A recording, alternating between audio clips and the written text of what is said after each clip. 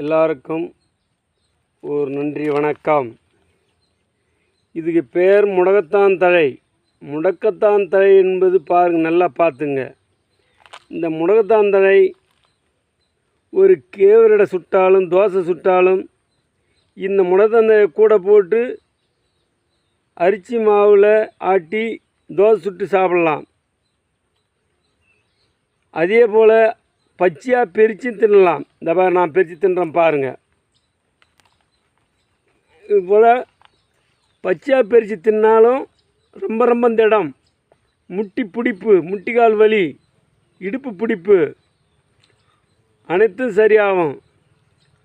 பயப்படாத இந்த மூலிகையை நீங்கள் பிரித்து பச்சையாகவும் தின்னலாம். அப்படி தின்ன கூசப்படுறவங்க தோசையில் ஆட்டிச்சா. ஆனால் தோசையில் சாப்பிட்றத விட பச்சையாக தின்னு தான் உடனே கண்டிக்கும். ஞாயிற்றுக்கிழமை இதை கடைப்பிடிச்சி சாப்பிட்லாம். ஒரு ஞாயிறு தவறாமல் வெறும் வகுத்தில் சாப்பிட்ணும். அப்படி சாப்பிட்டு வந்தீங்கன்னாக்கா முட்டி பிடிப்புலாம் இருக்காது, நல்லாவே இருக்கும் உடம்புக்கு.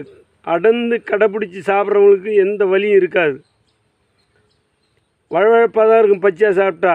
கசப்பும் கிடையாது, ரொம்ப கசப்பு இருக்காது, சாப்பிட்றதுக்கு நல்லாயிருக்கும். தயவுசெய்து இதை கடைப்பிடிச்சி சாப்பிடுங்க.